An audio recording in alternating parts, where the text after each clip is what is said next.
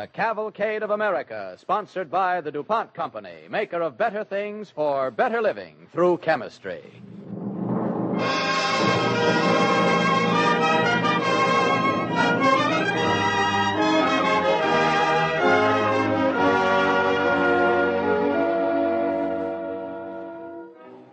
Good evening, ladies and gentlemen. This is the Cavalcade of America, sponsored by DuPont.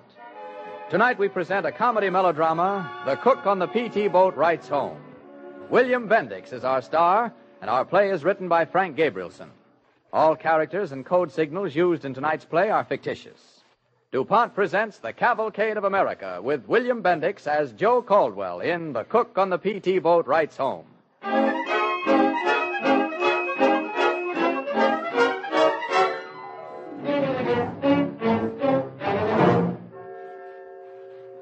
Nick's Diner at Main and Front Streets, January 1942.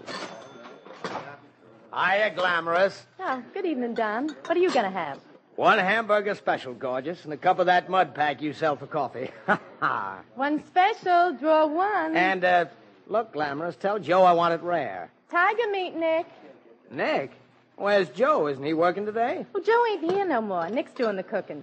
Joe's going in the Navy tomorrow. The Navy? What's the idea? The Navy? That's terrible. How is it so terrible about that? He's going to fight for his Uncle Sam. That's terrible? Oh, well, I didn't mean that, Nick. Only Joe's the swellest cook in this town. What's the matter with you, Saunders? Shouldn't the Navy eat good like you, eh? Why, sure, Nick, sure. You got me wrong. Swell he's enlisting. I wish I was young enough to myself, see? How do you want your hamburger, rare? Yeah, only not too rare. Oh, if only Joe was here. He gets them perfect. Yeah. You want him to spend his last night here, so you got hamburgers, huh? You think Joe Caldwell's nuts to spend his last night home over the hot stove?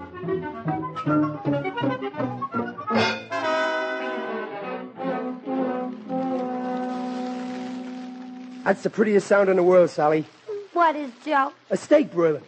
We need about 2 minutes more on that. There, the broccoli's done. Say, where's your mother keep her paprika, Sally? I want it for the baked potatoes. I'll get it, Joe.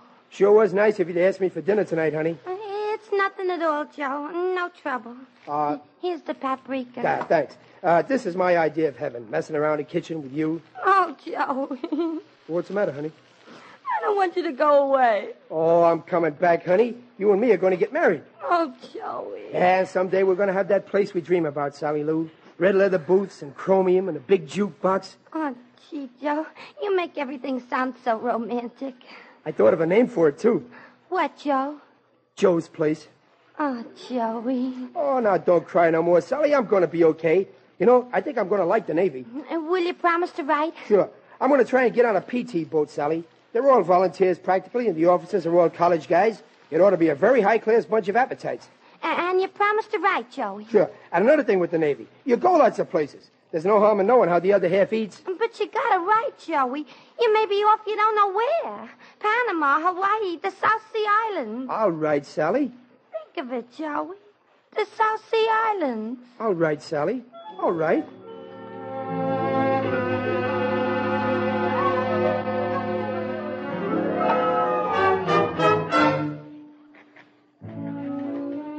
Dear Sally Lou, sorry it's been so long since my last letter, but we've been busy.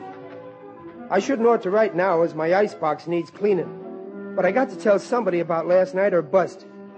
It was like a bad dream. Just one of them nights when everything went wrong. To begin with, I cook a fine supper for our boat captain, who is Lieutenant Gilling. Only we call him captain on the PT, which he is captain of, even if he's only a lieutenant. Anyway, I cook him a fine supper, and he didn't eat one bite hardly. Not one bite. It made me feel like 2 cents, Sally. I guess the captains don't realize an army travels on his stomach, even in the Navy. Oh, say, that fish looks good, Cook. Thanks, Captain. Oh, what kind is it? Some kind of tropical fish, sir. Notice how much bigger they are here than home? What's bigger? The tropical fish here, sir. My mother's got a whole tank full of them. There ain't a mouthful in 100. Captain Gilling. Captain Gilling. See who that is, will you, Caldwell? Yes, sir. The captain's below. Who wants him? Commander Bond. Oh, the commander. Yes, sir. It's the squadron commander, sir. Yes, I know. Tell him I'll be right up. Oh, he's coming below, sir. There's enough fish, sir, if you want to ask him for chow. Thanks, Caldwell. Hello, Commander. Hello, Captain. Sorry to interrupt your chow. Will you join me, sir? Not now, thanks. What I want to know is when your boat will be ready for duty again. Not before tomorrow, sir. Those motors are in tough shape. Do any of them work now? Well, there's one motor we can depend on, sir. Well, patch up the other two the best you can and prepare to put to sea with the patrol tonight. Tonight? We won't have much speed, sir. My orders are that every motor, torpedo boat in the squadron must be off Guadalcanal tonight, ready for action. I take it there's something up, sir. There's a Jap task force somewhere in this area. We expect them to attack during the night. And you know what our naval strength is here at the present moment. Yes, I do. Commander, I wonder if I could get a couple of replacements. 2 of my crew are in the hospital. There aren't any replacements, Captain. I see, sir. I'll get busy on those motors. And, look, if you can't get your speed up to what it should be, don't risk going in close to fire your torpedoes, or you'll never get away. 1,000 yards at the inside. 1,000 yards, you think, sir? Yes. With an unreliable boat, anything closer could be suicide. I'll remember that, sir. I'll expect you on the patrol then, Captain. We'll leave Talaga here at 1900. Yes, sir. I brought you another helping of fish, sir. It's more butter sauce. No, thanks, Caldwell. I didn't eat all this. Say, if Ensign Stack comes looking for me, I'm forward in the engine room. Yes, sir. Shall I keep some fish hot for you, sir? Don't bother, Caldwell. I'm not hungry tonight.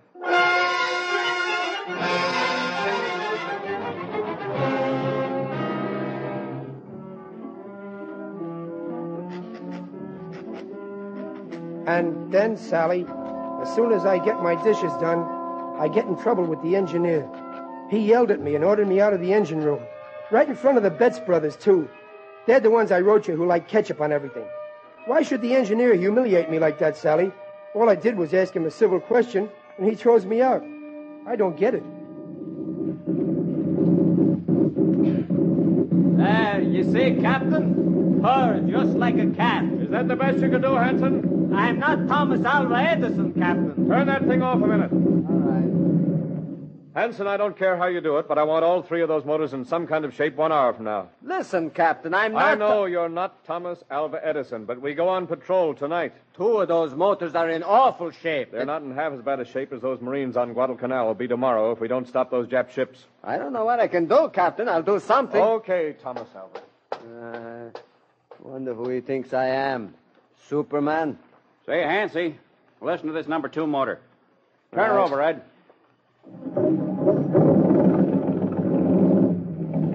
Ain't that sweet? Yeah. Yeah, that's better, yeah. That'll do. Well, that makes 2 we got. All right, come on now. Let's get the salt water gremlins out of this number 3 job. Okay, Hansie. All right. Start her up, Ed. Okay, Hansie. Wow.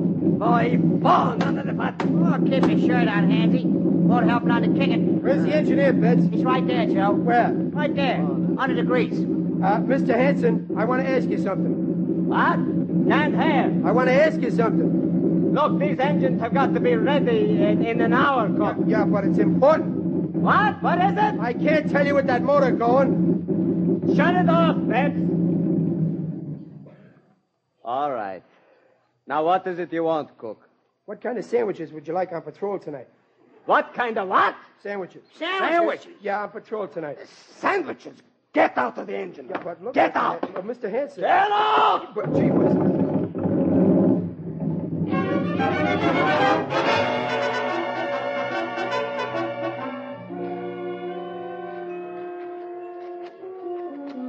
On top of everything else, we got 2 guys sick, Sally. So I made some broth out of that receipt of my mother's. Guess what? They never even got it. Gee, what a night. Did you check your tin fish tubes? Torpedoes okay, Captain. 1, 2, 3, 4, check. Depth charges? Oh, check, Captain. Now listen, Tubes, Mackey won't be with us tonight. Chablowski's still laid up, too, isn't he, sir? Both of them. You know who's wearing quarter stations, do you? Yes, sir. In action, it's Ed Betts aft on the Ehrlichen gun. I take the starboard twin mount. Cook takes the port mount. Yes, be sure you let them both know you're taking over for Mackey. I'll tell him right away, sir. Very well. We shove off in 5 minutes. Cookie. Sparks, you seen Joe? Yeah, there he is, coming down the dock. Thanks. Hey, Cookie. Who wants me? Where you been? We're almost going to shove off. I took some broth for Mackey and Jablowski. That hospital food ain't so tasty. Did you see him? No, I left it there for him. Some broth, too. Popeye got a spoonful of that, he'd give up spinach. Sure could use those 2 boys tonight. Why? Looks like Jiu-Jitsu's coming to call. Oh, who cares about them Japs? Them Japs can fight, Cookie. How can they fight? They don't eat right. They ain't got blood inside, they got rice. Ah, listen. I take over for Mackey. If there's action, you know your station. Yeah, that gun there. What's out of that? Maybe more than you think, Cookie. Well, I got to tell the captain I'm back. He gave me leave to go. Reporting back for duty, sir. All right, Caldwell. Hello.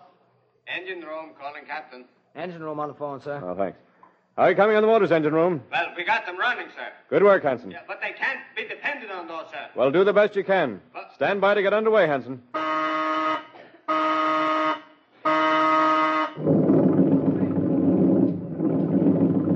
Wait a minute, Captain! Hey! Who's that calling? That's Mackey, sir, and Chaplowski. Mackey and Chaplowski. Mackey's got the bandage on his head, see, sir? Hello, Captain. We're reporting for duty, sir. How did you two get out of the hospital? The doctor said it was okay, sir. Oh, he did, huh? Yes, sir. Yes, sir. He agrees with us that salt water would be very good. Oh, really? You can use us, can't you, sir? We can use you, yes, but... Oh, we feel fine, Captain. Honest, Captain, the only thing I need to feel perfect is to get the jap that nicked me in the dome. Very well, get to your post. Fast off! Come on. It done it. It done it. What did what, Cook? My mother's broth that made you well. What broth are you talking about? That broth I brought you to the hospital. I gave it to a nurse for you. Oh, yeah, Joe, yeah. She brought it in just as we were leaving. You mean you didn't drink it? We didn't have time, Joe. Well, that's my mother's best receipt, just wasted. Oh, no, Joe. They don't waste nothing at the hospital. Tomorrow, some poor wounded guy's going to drink your soup. Don't worry. Never can tell, Cook. It might even be you. Well, that's okay with me, as long as good food ain't thrown away.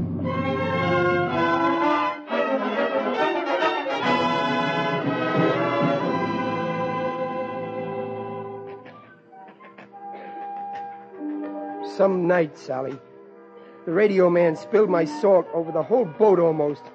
Before that, I caught Ed Betts with his greasy hands in my condiments. Honest, Sally, with my luck, I could bet the sun would set in the west and it would catch in a tree. Hey, Cook, where do you keep the ketchup? Wait a minute, I'll get it. How many times do I have to tell you guys not to monkey around my galley, Betts? All I want's your ketchup, Joe. Then ask me for it. I don't want you messing around here any more than you want me in the engine room. Don't be sore about that, Joe. We were going nuts over them motors. Just the same, when you want ketchup, ask for it. Can I have the ketchup, Joe? What do you want it for? I and Paul wanted our ham sandwiches. Here, take the mustard. With the what mustard? Mustard's for ham. Take it. But Paul and I like ketchup. I don't care. Ketchup ain't for ham. Sorry about the engine room, Joe. We didn't mean to put you out, honest. Okay. Anyway, it really wasn't Paul and I that did it. It was Hansy. Let me have the ketchup, Joe. Please? Well, all right, then, if you want to spoil your sandwich. Oh, thanks, Joe. But next time, ask me for Yeah, it. sure. Look, Joe, don't be sore at Hansy. He didn't mean nothing. He gets excited about the motors, that's all. Trouble with Hansy is he never thinks about nothing but motors. He's got a one-track mind. Well, I got to take some chow to Sparks.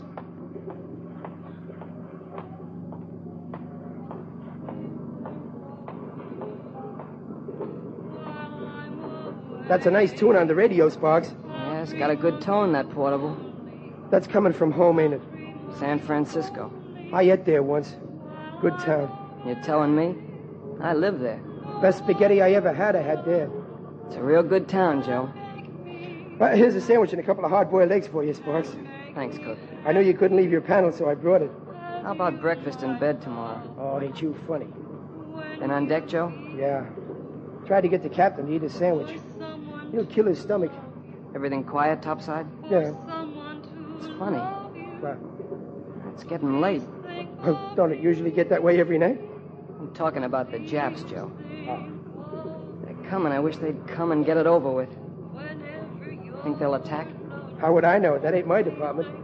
Give me a salt cellar, Joe. Yeah, I knew you'd be asking for salt. I can't take an egg without it. But you use too much salt.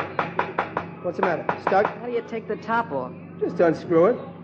Hey, what are you doing with that pencil? Loosening the salt up. That dirty pencil, my clean salt. Give it here. Comrade calling. Squadron commander, this is it. Yeah, Sparks, you spilled my salt. Shut up. Rice rats at Coney Island, northwest. Rice rats at Coney Island, northwest. Japs surrounding Savo Island, Captain. Rice rats at Coney, all parrots. All parrots. It's deploying attack, Captain. Battle stations! Battle stations! Battle stations! Confirm. Wilco Bob. Wilco George. Rice rats at Coney, northwest. All parrots. Confirm. Wilco Gill. Wilco Harry. Wilco Jeff. Battle stations! Darn it, Sparks, you spilled my salt. That's unlucky.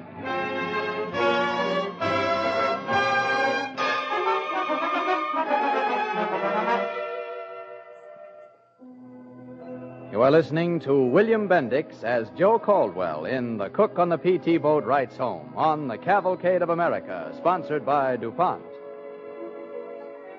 Joe, a PT boat cook who mans a gun but loves his pots and pans, is writing home to Sally Lou. Joe had a bad night last night, and he's writing her all about it.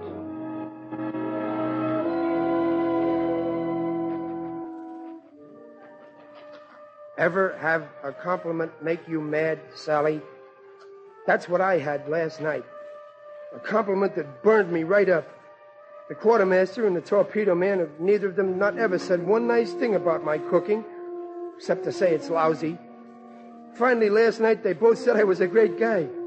For what? For my cooking? Oh, no. Only for doing a lousy little deck job anybody could have done. You should know what happened. Well, here we are at Sleepless Lagoon, boys. There's Savo Island. I don't see no Japs. What do you think, Joe? They have Japanese lanterns strung all over their decks? Well, all I said was I didn't see no Japs. Just hope we see them before they see us. We ought to. They got the moon behind them. If only the darn moon would come out from back of those clouds. Kind of a pretty night at that, ain't it? Shut up, will you, Cook? What's the matter with you, Jablonski? Pretty night, I should bust you in a pretty kisser. Yeah, you and who else, Shrimp? Who's a shrimp? You ain't wide enough to bless yourself, Jablonski. Take it easy, boys. Take it easy. I'm sorry, Joe. Before action, I was getting nervous. I can't help it. That's okay. Yeah, just like when I was a kid in Scranton. After school, we used to have rock fights. Once we got throwing stuff, I felt fine. But beforehand, I can't help it, Joe. My stomach just comes up and shakes hands with my back teeth. I know how you feel, Jabby. I had that once. Yeah? You, Cookie? I bet nothing ever bothered you. Oh, this once, oh, boy. It was when I was working at Nick's, see? I'm all alone late one night, and this fella comes in. Yeah? He looks familiar, but I can't place him, see? He orders a hamburg, medium rare, but definitely without onions. Then what? Well, I'm fixing the hamburg. I remember I seen his picture in the paper. Then like that, it comes to me who he is. And boy, I was like jelly. Who was it? Dillinger, maybe? Nah, it was my congressman. He'd heard about my hamburgs, and I was scared stiff I wouldn't cook it right. Oh, hamburg. At that, I almost gave him onions. Hey, there comes the moon out of the clouds. Now we see what... Look. Jap cruiser and destroyer brought on the port bow. Cruiser and destroyer brought on the port bow. Stand by to attack! Stand by to attack! Slow down the hunt speed. Engine room, how many RPMs can we make if we have to? 2,000, sir, if the motors stand up. Well, see that they do, understand? Listen, Captain, I'm not talking... Ready on torpedoes, tubes. Check, Captain. Now, here's the plan, Mr. Stack. We move forward at hunt speed, sneak through the destroyer screen, get that cruiser. At what range, sir? 600 yards. 600 yards, sir. Right. What do you would estimate our distance now? About 1,000 yards, sir. You men on the machine guns, watch for destroyers. If they spot us, shoot their lights out. All set on the gun, sir. Ready on the port gun, Cook. Okay. Hey, Cookie. What do you want, Tubes? Shoot like you cook, kid. You'll kill 'em all. Why don't you wise guys jump overboard? Distance, Mr. Stack. 800 yards, sir. A little less, if anything. Wouldn't it be a good idea to increase speed slightly, sir? No, our wake would show if we did. These last few yards take forever. Ever notice, sir? Yes, I have, Mr. Stack. 700 yards, sir. There's a destroyer. Say your prayers. I think we're going to get by it, sir. Yeah. Boy, this is our lucky night. So far, Mr. Stack. 600 yards, sir. Well, here's good hunting. Ready on the number 1 torpedo. Ready on the number 1 torpedo, sir. Fire 1. Fire 1. Ready on the number 2 torpedo. Ready on the number 2 torpedo, sir. Fire 2. Fire 2. Look at him run. Hot, straight, and normal. Ready on the number 3 torpedo. Ready on the number 3 torpedo, sir. Fire 3. Fire 3. Ready on the number 4 torpedo. Ready on the number 4 torpedo, sir. Fire 4. Fire 4. One of those fish ought to hit. Should take them about 35 seconds to travel that distance, sir. Well, it's 30 seconds now. 31. 32. 33. 34. 35. I guess we missed on the first 2, sir. Begins to look like we missed on all 4. Hang on, boys. We're going home. Hard to starboard. Full speed ahead.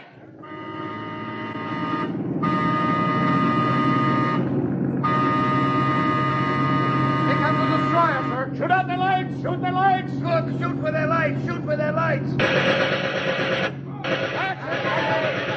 that how you mean? Cook shot their lights out. Cook shot their lights out. Cookie!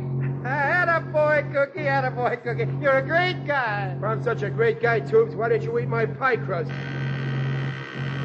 Hello. Motor's beginning to kick up. The engine room says the motors are starting to go, sir. Go below, Stack. See what can be done. Yes, sir.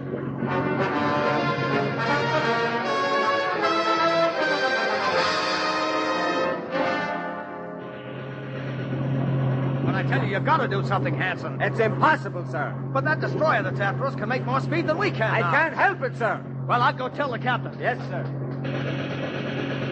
Mr. Stack. Mr. Stack, the port man's gun been knocked out. All right, I'll take a look. Guns are gone, eh, Caldwell? Yes, sir. You hurt? All okay, sir. Good. Excuse me, sir, but could I ask you a question? Yes, what is it? Well, I know you know plenty, you read and all that. Well, what is it, Caldwell?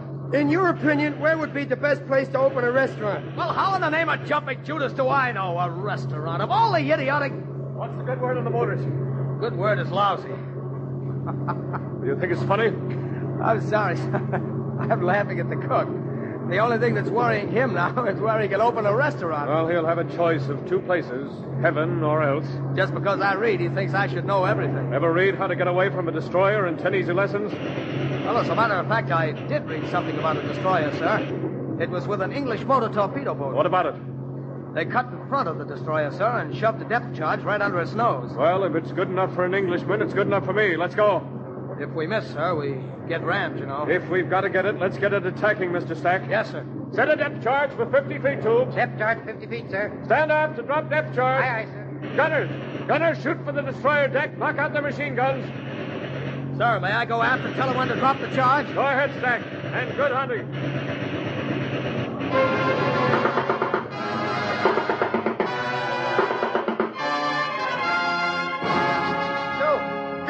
Joe, look. We're heading right for the destroyer. So what? We haven't any torpedoes left. What are we going to do? Hit him with our fists? Ah, the captain knows what he's doing. Not if he's trying to ram a destroyer with a PP boat, he doesn't. Maybe we're going to do something with this depth charge. Stand by on the depth charge. Standing by, sir. Standing by, sir. Look at the destroyer, sir. They're going to run us down. Stop, John! Drop our tubes.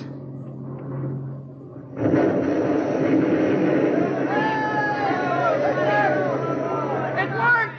It worked! We hit her, sir! We hit... Oh. He's hurt. Give me a hand here, Joe. Ensign Stack's been hit.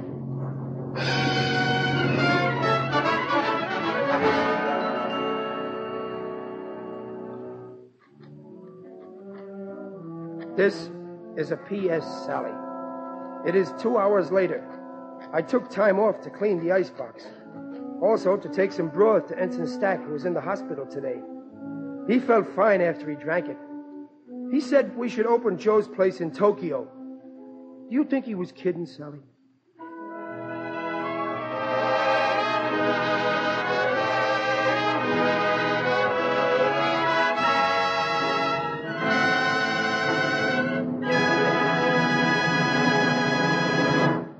Thank you, William Bendix. Ladies and gentlemen, we'll hear again from Mr. Bendix in a few moments. Before we do, we would like to tell you what Lamont DuPont, chairman of the board of the DuPont Company, said today in commenting on the country's all-out production for the war effort.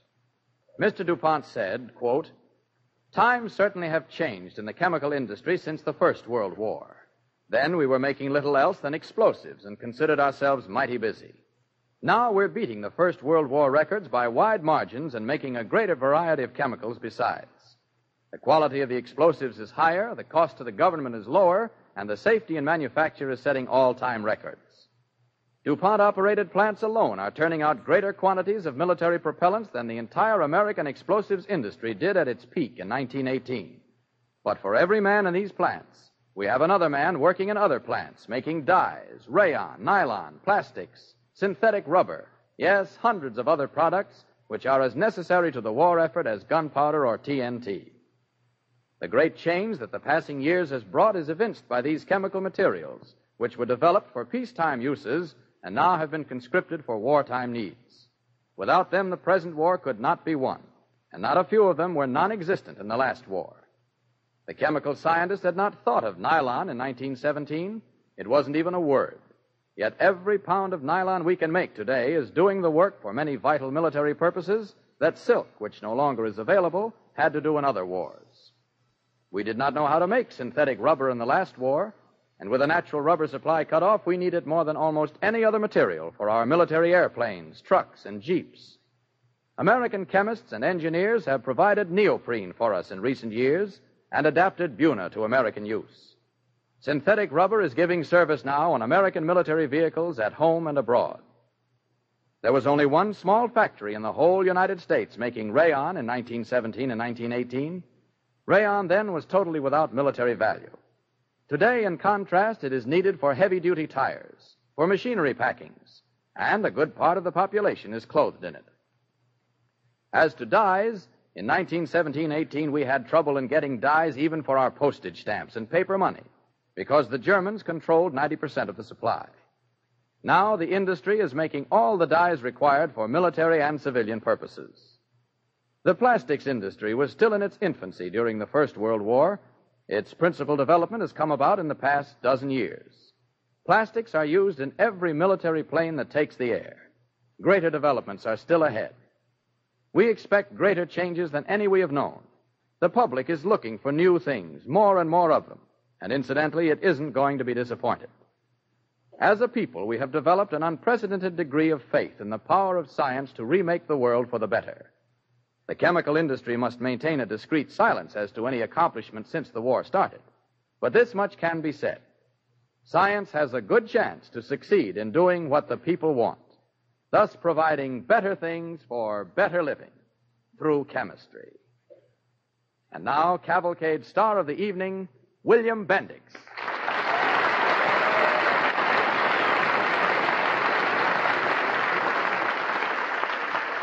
Thank you, ladies and gentlemen.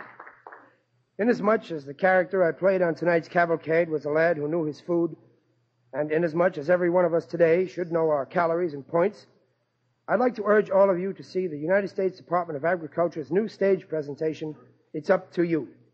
It opens here in New York in a couple of days, and soon it will play throughout the country. Your local papers will announce the time and place. I've seen a preview. It's a splendid presentation of a problem every American will want to share so that the men behind the guns will get the best first. Thank you.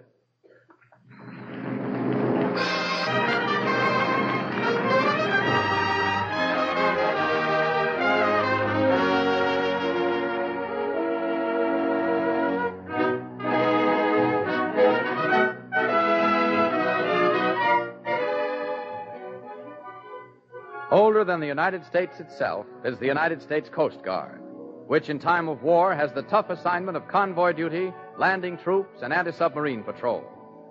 Our play next week is about the Coast Guard.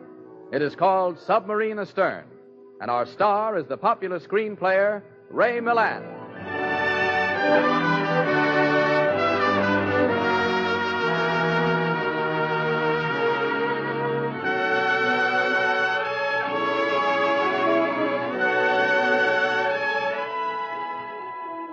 Be with us again next week when Cavalcade presents Ray Milland in an exciting drama of the United States Coast Guard, Submarine Astern. The orchestra and musical score on tonight's Cavalcade were under the direction of Don Voorhees. Cavalcade is pleased to inform its audience that William Bendix, star of our play tonight, will soon be seen in the new Paramount picture, China. This is Clayton Collier sending best wishes from Cavalcade's sponsor, the DuPont Company of Wilmington, Delaware.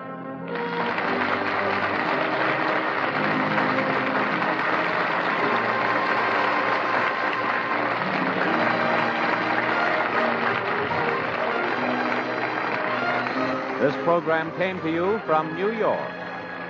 This is the National Broadcasting Company.